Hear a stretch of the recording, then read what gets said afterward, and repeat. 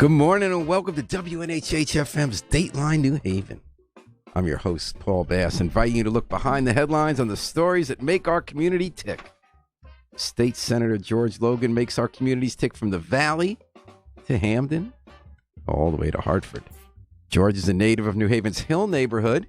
He represents the 17th State Senate District, and he's gearing up as well for a rematch from the nail-biter of an election of 2018.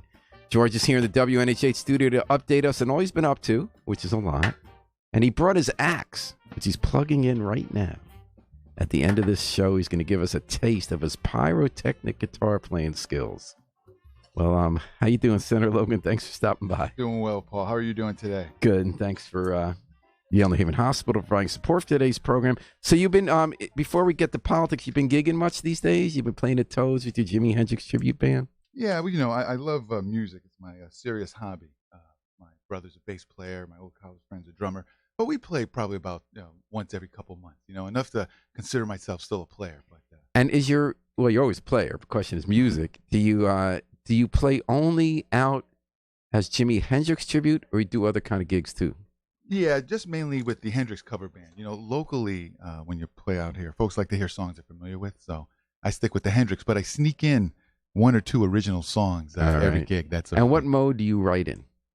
Well, they're all different, because I like the blues rock, but I also like acoustic and folk music, and I even do a little reggae as well. Oh, okay. I'm even working on an original music album that's going to come out later this year. Oh, that's good. And are there themes to songs like Steve Mendick, who's involved in politics? He has a lot of political songs when he has a side gig as a musician. Are your songs political, or do you reach for something else when you're writing? Yeah, I've been writing for years, and I'm new to politics, so I don't really write any political songs. I must say, though, the last couple songs I wrote, I wouldn't call them political per se, but they had more patriotic theme to it. But they're not like no tolls and no taxes. No, nothing like that. Nothing like that, no. All right. Well, George, let's say about 5 minutes or less. Okay. So, George, you're going to rematch this year against George Cabrera, a Democrat. You're a Republican.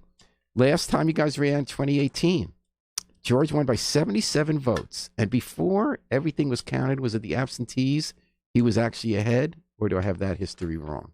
Well, by my account, we go to all the polling locations and we grab the tally sheet. So I had that I was up from the very beginning, even from that night. So it wasn't a huge surprise, that I was ahead, because my numbers had me ahead, not by a lot. Did your numbers include absentee ballots? Yes, they did. Yeah. Because they declared victory. He went to a victor's lunch the next day at the Capitol and then heard that he lost. Was that because that was before ABs? Did you beat him on ABs? Did he win at the polls? Well, we totaled all of the tally sheets, and so what happened was someone made sort of a transposition error, if you will, in one of the towns. So instead of like two absentee ballots from one district in Ansonia, it was like 200 for him. Yeah, exactly. And we knew that was odd because there's only there might be 400 total in the whole district, that part of Ansonia. So we were able to analyze it and say, hey, wait a minute, something's not right here. You better double check that. And that was a nail biter. Yeah, for sure. So now you're running again. What did you take from that election, Senator Logan? Did you have any course corrections, or did you say, boy, it came close, I'm the incumbent? Or did you say, gee, it's a tough issue. It was an anti-Trump year. So, you did pretty well because the Republicans got creamed statewide that year. Was there a lesson in that close race for you? Well, the district itself, had been held by a Democrat, right, for over 24 years. Mm-hmm. So we know that it's always going to be a tough go for a Republican in this district. However, I don't really run for party. I run for the people of the district. So, I go to events. I listen to what people have to say. You're everywhere. Yeah, so I stick to the if anyone issues. ever goes to your Instagram, they will see somebody who is omnipresent. You're just about every diner and community gathering in the American Legion Hall, from Ansonia to Derby to Woodbridge to Hamden. So it's been said, Senator Logan, that there are no more local elections, though. That in the last bunch of years, as the nation's become more partisan and more of a fixation, especially since Donald Trump's gotten in, but even before as president, that so many local elections now are tribal. People who identify themselves nationally with a party or a politician. And we saw some of that for sure statewide in 2018 when there was a big vote. Ned Lamont was running as a Democrat after a Democratic governor was highly unpopular. He was not an exciting candidate. And it was pretty generally believed that it was an anti-Trump vote that got him in and got the Democrats suddenly a big margin of a majority in the Senate. Do you face that? Have you seen that difference? Well, I don't get involved in national politics much, but certainly whenever you have an incumbent, the midterm elections usually don't fare well for the incumbent president for his party, right? The same thing happened to Obama. He had the House and the Senate in 2008, and in 2010 he lost, I believe, the Senate. So something similar happened under the current president as well.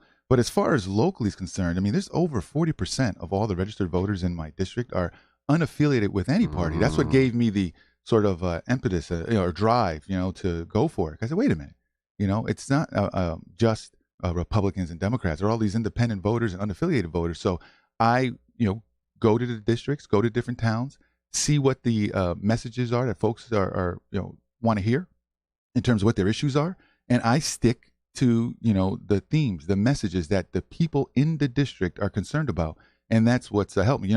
I've never voted strict party lines. I always vote for the candidate, and I look at the candidate and what he or she stands for. So I try to do my best to represent the people of the district. And we it was a tough election, but we did win, and I did make some adjustments as well. And that's what kind of adjustments? Even more accessibility to the folks. But in the that district. was not an issue. I mean, no one said, George, we don't see you. No, well, almost, half the folks voted for me and half didn't, right? So obviously I needed to do a little bit more in terms of hearing what, the message was that those folks that didn't vote for me wanted to hear. And I still think it's an issue of accessibility because I'm telling you, I'm knocking on doors. And even with all the coffee hours, going to all the events, I'd say probably 1 out of every 3 homes still have no idea, who I am. People are focused on working, raising their families, paying their bills, and a lot of, we in the media and in the, you in the media and us in the political realm, this is like our forget world. We're weenies. Yeah. So how many voters are there in your district? Well, it varies, but somewhere to the order of around 55,000, something in that realm. So there's no way that even someone who's living in every waking hour going to events, knock doors, you're not going to meet 55,000 people. That is correct. That's your point. Oh, so you can have more accessibility. So was I wrong outside the district as seeing the last election as purely a anti-Trump referendum? Well, again, I'm not an expert on political. National don't duck out. Agenda. You know more about politics than I do when you live in that district. No, but again, we did win. So I don't know. You could say that's affected the president. But so we did looking win. ahead, in addition to course correct adjustments, what are the key differences between you and your opponent? What are some of the issues where you have different views? Well, first of all, we definitely have different views as far as you and I, because I don't know who my opponent is yet. I know that Cabrera wants to run again. Right. But I've heard that there's others as well. There's even a kickoff party for another one next week. Who's that? I forget. He's in Hamden. Yeah, local fellow. So, and there are probably more. Last go around there was 3. So that's right. They had a hard fought. Right. So okay. So about you and Democrats? Yes. You were against tolls.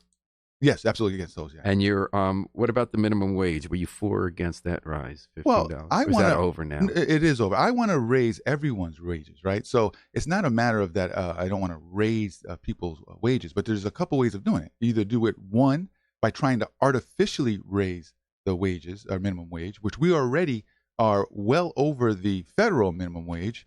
Or you try to improve the economy so that you have more people working, you have employers competing for workers, and you raise wages that way. They raise minimum wage to $15 an hour. I'd like to see somebody live on $15 an hour as well. So that's not really the answer to giving someone a livable wage. So how do we make it so that there are more jobs and more people working? Right. We have to do more in the state to improve our fiscal health, to improve our economy. And we do that by not raising taxes, making Connecticut more affordable for families and people to live in, and make Connecticut a state where businesses want to stay, they want to expand, right? Invest in their company, hire more people. But the way we've been going now with tax increases on families, individuals, on companies, regulations that's making it more expensive for businesses to do work here, we've got more and more companies leaving the state. Connecticut is less attractive for new businesses to come in. And as a result, we have less and less people paying more and more, shouldering more and more of the tax burden. I want more people living in Connecticut, working in Connecticut, paying taxes, and that, in my opinion, is the only sustainable way of getting Connecticut out of this financial disaster that we're in. George Logan, State Senator, 17th District here in Dateline, New Haven, WNHH-FM live stream, newhavenindependent.org. Governor Lamont has put us on a debt diet. He's doing a lot less borrowing than we used to have for local projects.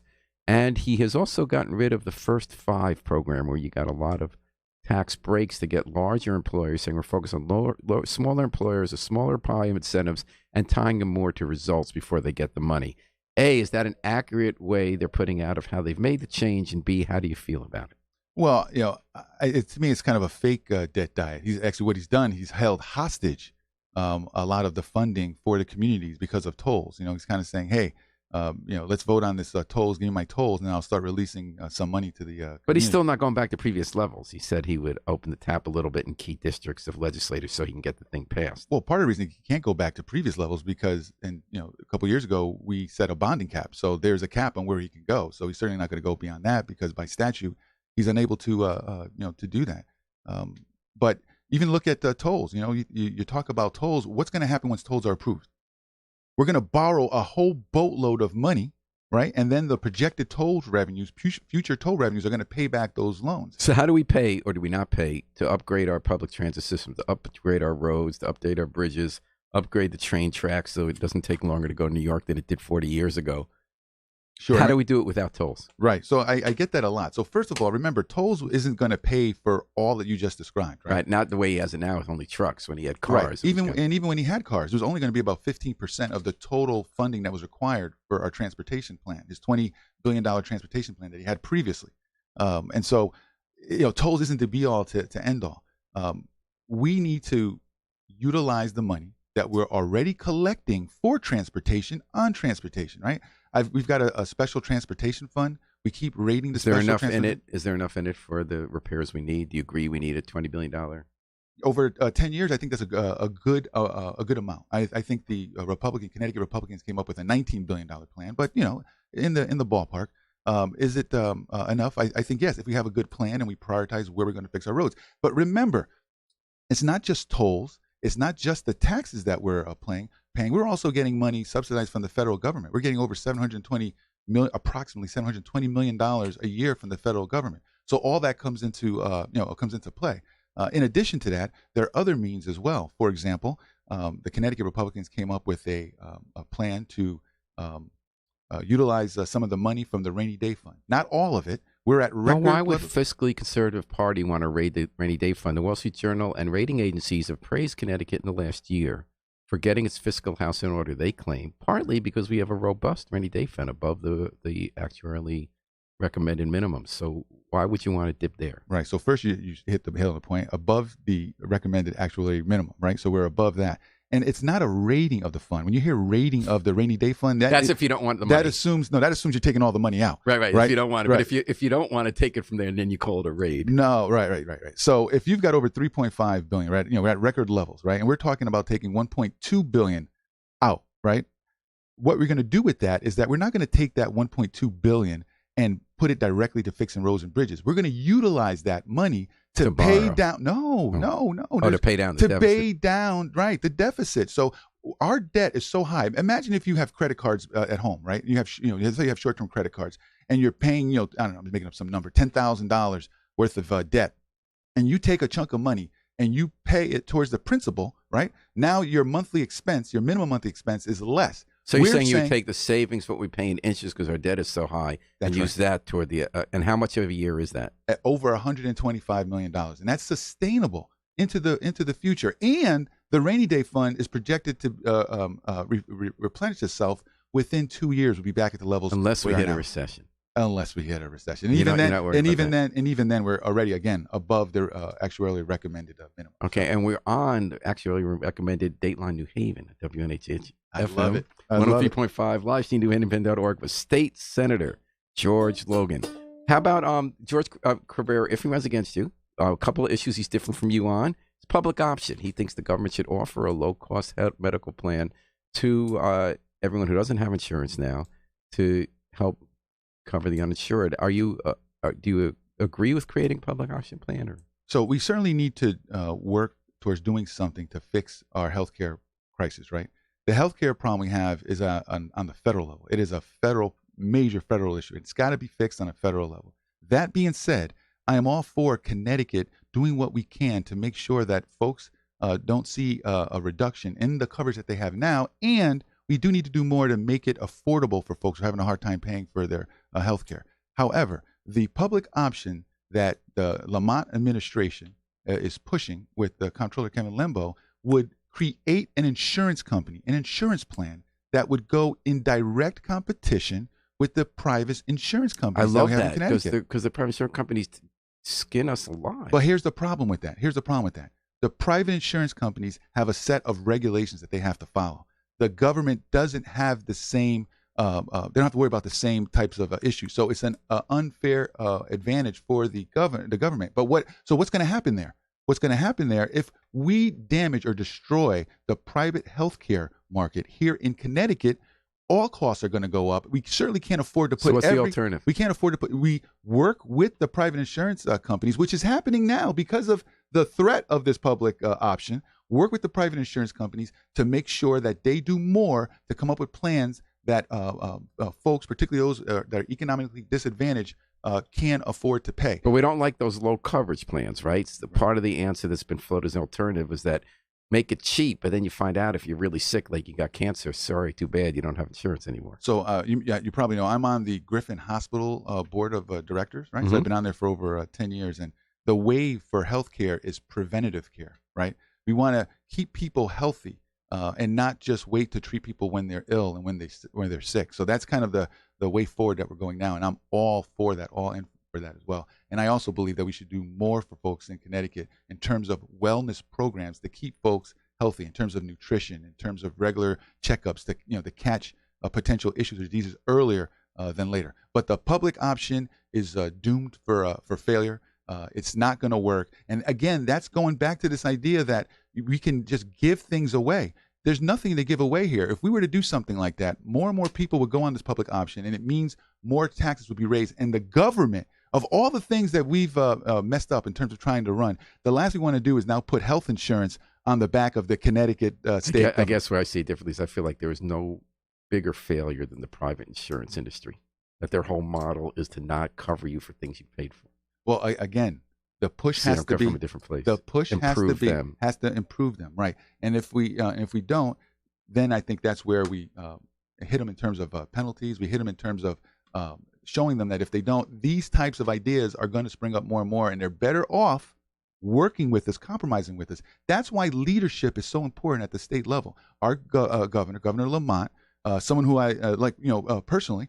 I think he needs to do more in terms of being a leader and working with the healthcare industry, particularly here in Connecticut. Remember, we're the insurance capital of the world at one time, right? So it's still a major part of our economy here. We have tens of thousands of folks working here. We need to do more working with the private insurance companies here. What about on criminal justice? What about bail reform, bond reform, getting rid of cash bail except for violent people? We say that basically right now, if you're poor, you can't have bond, then you're going to spend time in jail or pre-detention, pre-trial detention. Yeah, I am absolutely in favor of bail reform and looking at bail reform. I mean, to me, it's one of those things that state government, does, and we should look at it at a regular basis. Folks that are economically disadvantaged, that are poor, indigent, should not be at a huge disadvantage, for spending lots of time incarcerated if they can't afford it. So I'm actually all for it. However, remember, I never support or approve a bill just because of the title, right?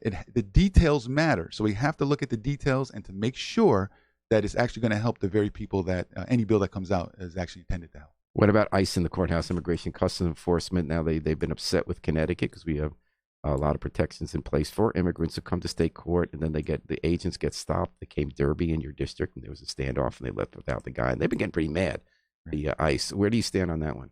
Yeah, so I do think it's going a little too far to go into courthouses and grab folks that are in the courthouse to take care of a lot of the very issues that ICE is complaining or using as a rationale for coming in. For example, if folks are contesting or a ticket or a charge, we should at least let them go through that process to see if they're innocent or guilty. So you're okay with them not being in the courthouse? I'm okay with them not being in a courthouse. However, I'm not okay with state government, local police not working with the federal immigration authorities. I think that's a ridiculous. So they should respect the detainers. Excuse me? They should tell ICE if they're looking for someone where someone is. I do. I absolutely do. And the issue though, if we don't do that, if the local police does not work with the federal government on immigration, do you think the federal government is just going to say, okay, we're just going to ignore that federal law? I gave a big speech on the Senate floor about this. What's going to happen if in Connecticut or throughout the country, local police stops working with the federal government, whether it's the FBI, the CIA, or whether it's immigration? What's going to happen, and which you have seen in other countries, you're going to have what's going to be created is called a federal police force. And the last thing we want here in Connecticut is a federal police force coming in to impose and to see through the laws of the federal government. If you Google and you take a look now, right now the federal government is going into southern border towns and taking up the role that normally local police would take up, looking for undocumented persons. That is the wave that's going to happen if the local government, local police do not work with our federal law enforcement agencies. Okay, we're running out of time. What's your top priority this session? My top priority is the fiscal health of the state of Connecticut, making Connecticut more affordable for folks. So some specifics, but are you hoping to pass? Well, one, I want to fight against any proposed tax increases. I'm also pushing for more funding for education in our communities, in all our communities, but particularly Hamden, Ansonia, Naugatuck. I'm also working on rail, the Waterbury to Bridgeport, the Waterbury rail line is a very big issue. What are you trying to do? Well, we are looking for additional rail cars so that we can get more ridership up. There's a Naugatuck hub that Mayor Hess in Naugatuck is pushing as well. Again, to help with economic development, which I think will improve the lives for folks throughout the right. state. Well, George Logan, thank you for coming. I'm sorry the time went so fast. You brought your axe. State Senator George Logan, 17th District, has brought his guitar. I'm going to back him up on rhythm. And thanks for listening to Dateline New Haven. Give us 2 seconds and we'll get started.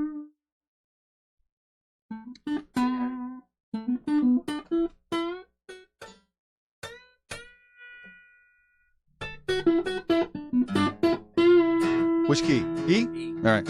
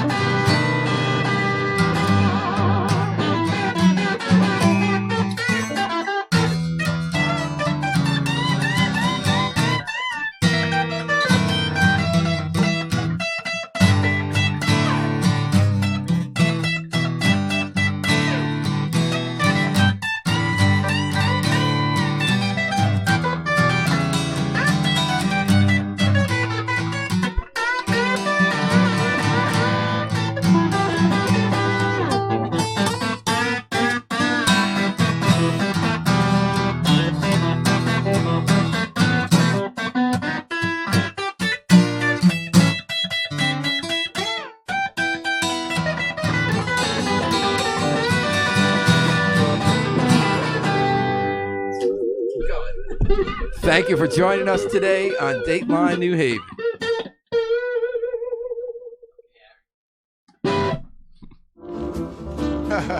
That was fun.